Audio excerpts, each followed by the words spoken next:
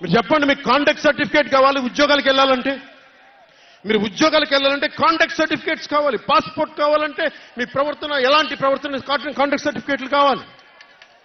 ఒక ముఖ్యమంత్రికి కాంటాక్ట్ సర్టిఫికేట్లు అవసరం లేదు. ఎన్ని కేసులున్నా పర్లా, ఈ ఉండే గూండా ఎమ్మెల్యేలకి ఎన్ని దోపిడీలు చేసినా వాడికి కాంటాక్ట్ సర్టిఫికేట్ అవసరం లేదు. పోలీసు ఉద్యోగానికి వెళ్ళాలంటే కాంటాక్ట్ సర్టిఫికేట్లు, చిన్నపాటి ఉద్యోగం కావాలంటే కాంటాక్ట్ సర్టిఫికేట్లు.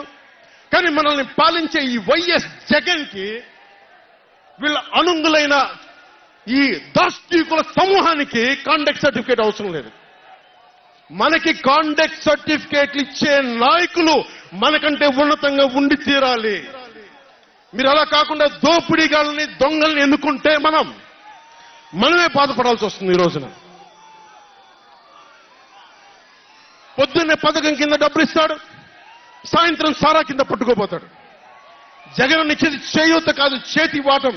పొద్దున్నే డబ్బులు ఇస్తాడు, పొద్దున్నే పథకం కింద డబ్బులు, సాయంత్రం సారా కింద పట్టుకెళ్ళిపోతాడు. ఎక్కడైనా చూడు, డిజిటల్ పేమెంట్స్ లేవు. మొత్తం సారా డబ్బులంతా క్యాష్ డబ్బులు, మొత్తం క్యాష్ డబ్బులు.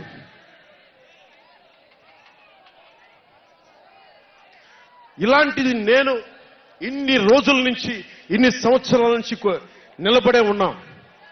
బాధగా ఉంది. అరే మా నేల ఏమైపోతుందని బాధ ఉంది. కింద మీద పడుతున్నాం. ఏ రోజు కూడా ఎవరిని చేయి సాచి డబ్బులు అడగలా. నిలబడి ఉన్నాం. కష్టపడి సంపాదించిన డబ్బులు తీసి పార్టీని నడిపాం. ఎవరున్నారు నా వెనక? మహామహులు ఉన్నారా? నన్ను నమ్మేది నా జన సైనికులు, నన్ను నమ్మిన నా తల్లులు తప్ప ఎవరున్నారు నా వెంట? ఎందుకు నిలబడి ఉన్నాం?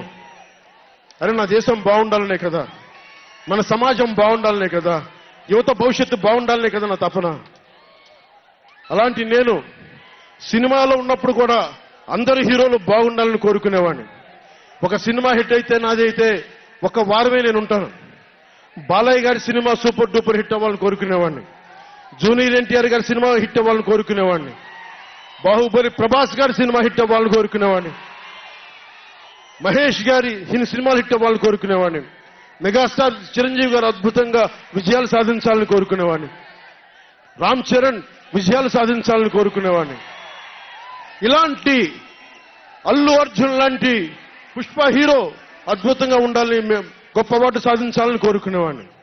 ఇలా ఎందరో, ఒకళ్ళు కాదు, ఎందరో వారందరికీ పేరు పేరున చెప్పలేను, కానీ అందరూ బాగుండాలని కోరుకునేవాడిని. అలాంటి నేను కోరుకుంటుంది కూడా మీరందరూ బాగుండాలి. మనలో మనం కొట్లాడకుండా, కులాల మధ్య కొట్లాడకుండా, వర్గాల మధ్య పోరు లేకుండా, ప్రాంతీయ విభేదాలు లేకుండా ఆంధ్రప్రదేశ్ సుభిక్షంగా ఉండాలని తపన పడేవాడిని నేను. అలాంటి నేను కొన్ని నిర్ణయాలు తీసుకుంటాం. ఆ నిర్ణయాలు ఎలాంటివి? నాకు సంబంధించినవి కాదు, ప్రజలకు సంబంధించినవి.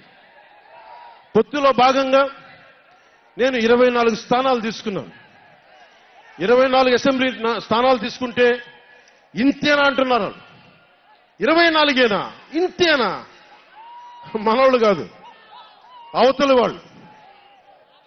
వాళ్ళకి తెలియట్లా. బలి చక్రవర్తి కూడా వామనుణ్ణి చూసి ఇంతేనా అన్నాడు. బలి చక్రవర్తి కూడా వామనుణ్ణి చూసి ఇంతేనా అన్నాడు. నెత్తి మీద కాలు పెట్టి బలి చక్రవర్తిని అధాపాతాళానికి తొక్కుతున్నప్పుడు తెలిసింది ఎంతో అని. ఇంతింతై వటుడింతై నభో వీధిపై నంతై తోయిద మండలాగ్రమునకంతై వామనవతారాన్ని చూపిస్తుంది జనసేన.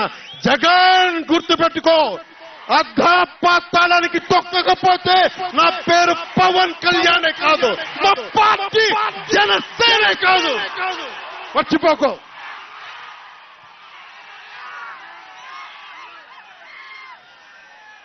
రేపు ఎన్నికలైనప్పుడు వైసీపీ వాళ్ళకి తెలుస్తోంది మనం ఎంతో.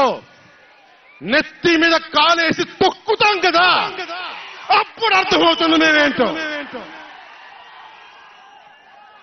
జగన్ జనసేన ఒక్క సీటు గెలిస్తేనే జనసేన ఒక్క సీటు గెలిస్తేనే నేను రాజమండ్రి రోడ్ల పర్యవేక్షణకి వస్తానని అంటేనే రాత్రికి రాత్రి 10th క్లాస్ విద్యార్థిలాగా 10th క్లాస్ చదువుకునే విద్యార్థిలాగా రాత్రికి రాత్రి రోడ్లు వేశారు. నైట్ అవుట్ చేసి మరి ఒక్క సీటుకే ఇదంతా. ఒక్క సీటు గెలిస్తేనే రాత్రికి రాత్రి రోడ్లు వేశావు. జనసేన 24 సీట్లతో ఏం చేయగలరో మీరు ఊహించుకోగలరా? వ్యూహం నాకు వదలండి, నన్ను నమ్మండి. 24 ఏంటి అని అంటా ఉన్నారు. విశ్వామిత్రుడు, బ్రహ్మర్షి విశ్వామిత్రుడు బ్రహ్మపదానికి వెళ్ళడానికి కూడా 24తోనే. గాయత్రి మంత్రం 24 అక్షరాలు.